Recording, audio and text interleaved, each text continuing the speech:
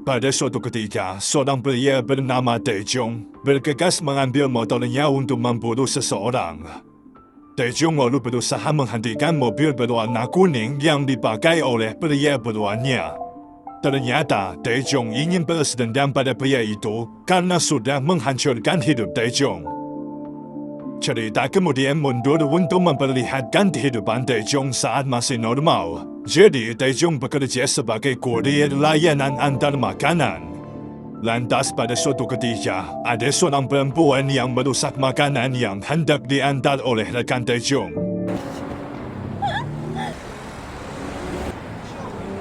Tak mau tinggal diam, Taejong mengejar pelaku yang kabur dengan mobil sport pacarnya. Dengan kauriannya dalam berkendara, Taejong berhasil menghentikan mobil tumpangan pelaku.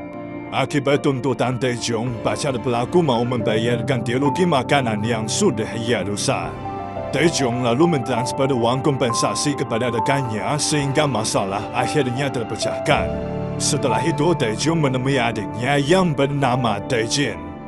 Rupanya, Taejong selama ini bekerja keras untuk menghidupi Taejin karena ibu mereka telah meninggal dunia. Taejong akhirnya meminta Taejin untuk fokus belajar karena dalam waktu dekat ia akan menghadapi ujian sekolah. Selesai bekerja, Taejong menata tanaman bersama teman-temannya. Momen ini pun mengungkapkan bahawa Taejong memiliki usaha toko tanaman. Usai menata tanaman, Taejong mengobrol dengan Suji yang ikut serta dalam kegiatan tadi. Rupanya, Suji adalah pacar Taejong yang baik dan pengertian.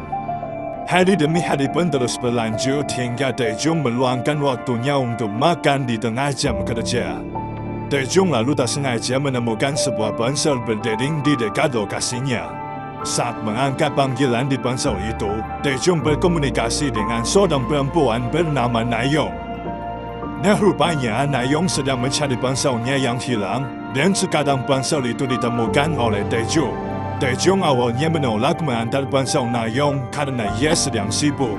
Namun setelah Nayong berjanji akan memberi bayaran cukup tinggi, Taejong akhirnya berubah fikiran. Setelah itu, Taejong tiba di lokasi pilihan Nayong yang berada di dekat terowongan. Melihat kondisi terowongan yang sepi dan tampak rawan kejahatan, Taejong ingin memberikan ponsel ke rumah Nayong saja. Namun Nayong menolak karena ia merasa terganggu jika rumahnya dikunjungi oleh pria asing. Sesuai permintaan Nayong, Taejong menaruh ponsel di dalam kotak telefon darurat yang ada di terowongan. Taejong lalu mengambil uang bayaran dari Nayong yang telah disiapkan di dalam kotak tersebut. Lantas sebelum meninggalkan terowongan, Taejong nyaris tertabrak oleh truk yang parkir di lokasi sejak tadi.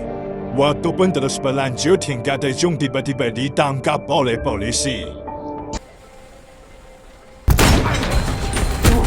Taejong lalu diberitahu bahawa ia menjadi tersangka kasus pemerkosaan dan pembunuhan.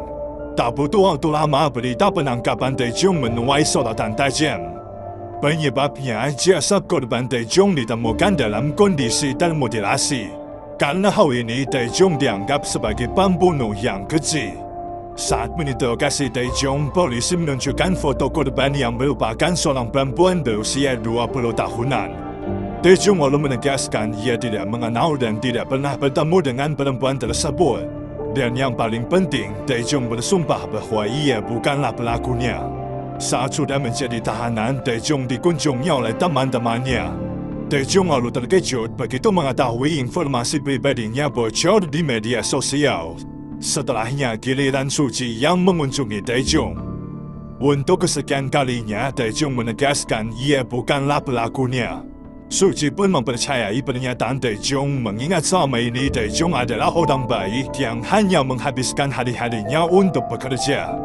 Beberapa waktu kemudian, Taejong menjalani sidang pertama sebagai terdakwa kasus pemerkosaan dan pembunuhan. Lantas menurut beberapa bukti temuan jaksa, Taejong menggunakan koper untuk memindahkan jasad korban yang telah ia mutilasi ke area sungai. Lebih jauh lagi, Taejong memutilasi korban di kamar mandi unit apartemen yang sedang kosong. Dakwaan pemerkosaan pun muncul karena sperma yang diyakini milik Taejong ditemukan di dalam tubuh korban. Mengejutkannya, korban ternyata adalah Nayong. Perempuan yang sebelumnya dibantu oleh Taejong dalam masalah ponsel hilang. Pengacara akhirnya tidak bisa membela lagi karena semua bukti menguatkan status Taejong sebagai pelaku. Setelah itu, Suji mengunjungi Taejong yang masih merasa dirinya tidak bersalah. Nah, sedikit informasi selama ini Taejong dan Suji menggunakan gelang berbentuk sama yang menjadi simbol hubungan romantis mereka. Suji lalu curiga karena gelang Taejong ada di lokasi moderasi. Kecurigaan Suji pun semakin kuat karena sekarang Taejong tidak memakai gelang itu dengan alasan hilang. Suji akhirnya melepaskan gelang miliknya dan meninggalkan Taejong dengan perasaan kecewa. Pasca hakim menjatuhkan vonis bersalah, Taejong dipenjarakan di sebuah lapas yang bernama Guan.